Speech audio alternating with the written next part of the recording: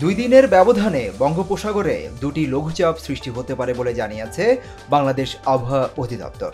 এর মধ্যে একটি আগামী ২৪ ঘন্টার মধ্যে সৃষ্টি হতে পারে, অন্যটি ২৫ সেপ্টেম্বরের দিকে সৃষ্টি হতে পারে। রোববার বাংলাদেশ আবহাওয়া অধিদপ্তরের আবহাওয়াবিদ খন্দকার হাফিজুর রহমানের দেওয়া পূর্বাভাসে এ তথ্য জানানো হয়েছে। ৩ দিন পরে হয়তো বৃষ্টিপাত আবার কিছুটা বাড়বে। একটা লঘুচাপ হয়তো আগামী ২৪ ঘন্টার মধ্যে তো উত্তর বঙ্গোপসাগরে একটা লঘুচাপ তৈরি হওয়ার সম্ভাবনা রয়েছে এবং পরবর্তীতে ২৪-২৫ তারিখ নাগাদ আর একটা লঘুচাপ অর্থাৎ উত্তর বঙ্গোপসাগর এবং তৎসংলগ্ন পশ্চিম মধ্য বঙ্গোপসাগর এলাকায় একটা লঘুচাপ তৈরি হওয়ার সম্ভাবনা রয়েছে। পরবর্তী ২৪ ঘন্টায় খুলনা, বরিশাল ও চট্টগ্রাম বিভাগের অনেক জায়গায় এবং রাজশাহী, রংপুর, ময়মনসিংহ, ঢাকা ও সিলেট বিভাগের দু এক জায়গায় অস্থায়ীভাবে দমকা হাওয়া সহ হালকা থেকে মাঝারি ধরনের বৃষ্টি বা বজ্রসহ বৃষ্টি হতে পারে।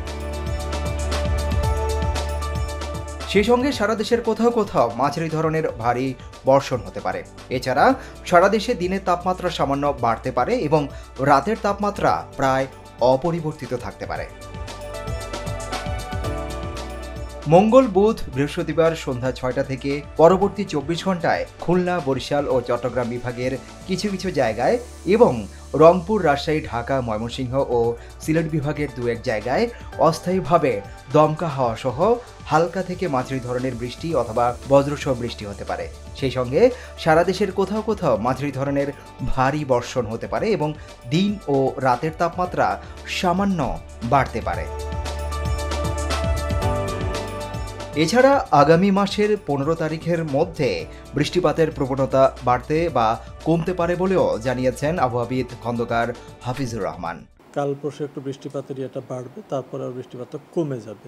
এই সময়টা তো তাপমাত্রা কিছুটা বাড়বে। নিম্নচাপ হলে সেই ক্ষেত্রে সমুদ্র বন্দরগুলোর জন্য হয়তো সতর্ক সংকেত আসবে। সেটা এখনো যত সময় আছে আমরা যথাসময়ে এটা জনগণকে অবহিত করব।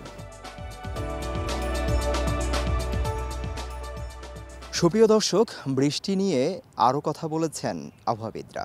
তারা বলছেন আগামী মাসের ১৫ তারিখ পর্যন্ত বৃষ্টির সম্ভাবনা আছে, তবে এই সাথে লঘুচাপও হতে পারে। বাংলাদেশ আবহাওয়া অধিদপ্তর থেকে সিদ্দিকুর রহমান রোমন, হ্যালো বাংলাদেশ, ঢাকা।